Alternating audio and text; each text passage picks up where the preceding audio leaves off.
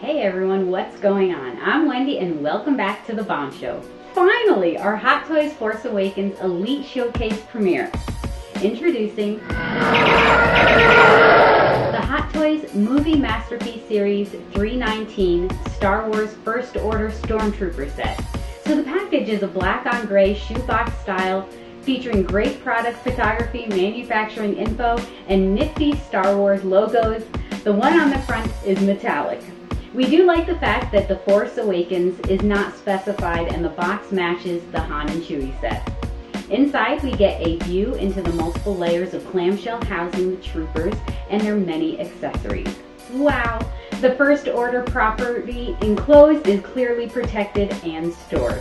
Let's get these guys out now. On display, these guys look absolutely stunning. We've always loved our classic troopers and we grew extremely fond of clones, but we were immediately drawn to the First Order Stormtroopers. Something about these guys just struck the perfect chord with us, and having them right in front of us to manipulate is almost like a power trip.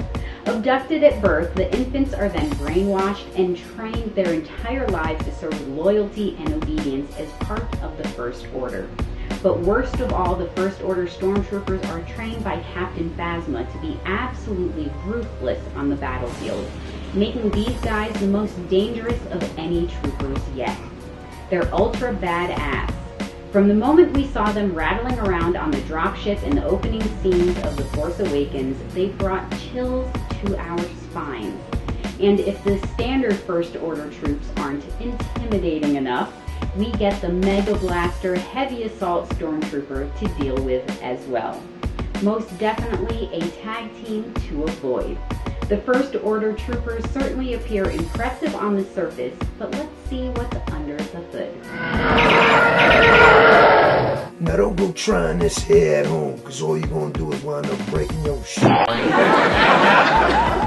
Underneath it all, we have an all-black standard Hot Toys True Type body featuring over 36 points of articulation, including a triple ball-jointed neck, a double ball-jointed multi-segmented core, universal rolling shoulders, double-jointed knees and elbows, swiveling thighs and biceps, and universal hips and wrists. Easily one of the best base bodies out there, capable of super dynamic articulation and endless display possibilities. The included Hot Toys instruction pamphlet illustrates an articulation point at the toes, capable of a 20-degree rotation axis. We really could only get one shoe to seem to bend sort of near that amount, but in fear of damaging something, we left it at that. The rubber on the feet seems a bit too thick to hold position for us, but that's very minor. Remember, disassembling these figures is not recommended, and Hot Toys themselves explicitly warned against disrobing this set. But this is the Bomb Show, and you know how we do. As far as the First Order Stormtrooper's costume goes, we begin with an all-black elastic bodysuit. The coveralls extend from ankles to shoulders and feature a vertical pattern and ample buff padding in the upper chest and back areas. These guys are no slackers. The bodysuit is stitched away, sealed from waist to collar on the rear. Next up, we have a second all-black vinyl suit which extends the entire body. This particular coverall features rubberized knee, arm, and neck seals and a zip-up rear. We also get Velcro pad connection points on the rear, groin, and kneecaps. Down below, we have the First Order footwear, which are simple yet beautifully sculpted, painted, and weathered for black on white low tops. They're super similar to OG Trooper shoes minus the heel. Just above that, we have the left and right calf armor, which feature a single piece design and great sculpt detail. Continuing upward, we have the left and right knee pad armors, which feature Velcro attachment pads, which are also well sculpted. Following that, we have the left and right thigh armor, which feature great sculpt detail and blaster mount on the right. Next up, we have the front and rear cod armor, which feature a new separate design and Velcro attachment pads for adjustable fittings. Above that, we have the multi-component torso armor, which features main front and rear halves and numerous additional separately sculpted fixed components. Around back, we have what might be a thermal detonator. All of the armor is beautifully detailed and painted. Following that, we have the front and rear upper body and shoulder armor featuring separate inner and outer plates, elastic shoulder straps, and superb detailing. Next up, we have the left and right bicep armor, which features single-piece design and tight sculpting detail. Below that, we have the left and right forearm armor, which also features a single-piece design and super tight mechanical detail. Continuing down, we have the black and white gloves, which feature padded palms and separately sculpted armor upper plates. Around the waist, we have the black and white ammo belt, which features an elastic strap and 6 separately sculpted pouches and compartments. And finally, we have the First Order Stormtroopers helmet, which we think looks amazing. The helmet is composed of at least 10 separate pieces and is beautifully detailed down to the air vents. Everything from the deep black lenses to the single contrasting metallic peripheral works so well for us.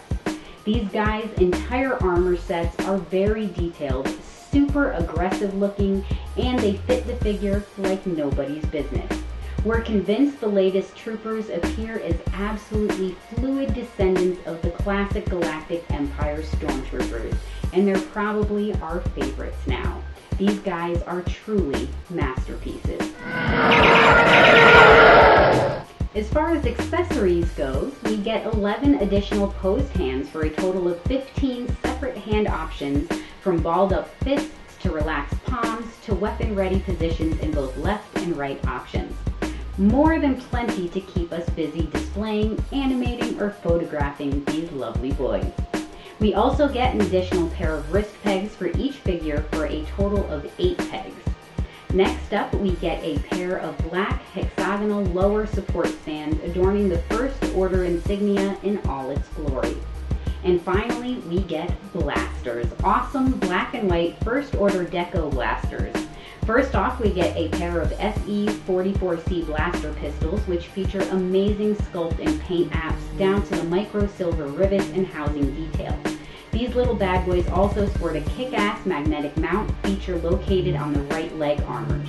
Next up, we get an F-11D blaster rifle, which also features exquisite detail and amazing 4-point collapsible stock and the same slick magnetic mount feature as the blaster pistol. And finally, we have the FWMB-10 repeating blaster, aka the Mega Blaster, which is straight up beast. Reaching chest height from the ground, the Mega Blaster is loaded with detail, from the swiveling eyepiece to the 6-point retractable bipod stand, all beautifully captured and meticulously reproduced by Hot Toys.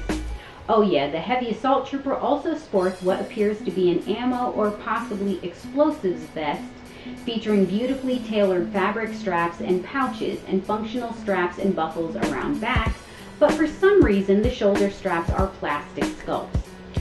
Don't recall Hot Toys combining authentic functioning and sculpted straps and buckles on the same article or accessory in the past. Seems a bit odd, but it still looks fine, and this is also minor. But of course we would have preferred functionality all the way around. What can we say? We're obviously very fond of Star Wars, The Force Awakens, Stormtroopers, First Order Stormtroopers, and so on.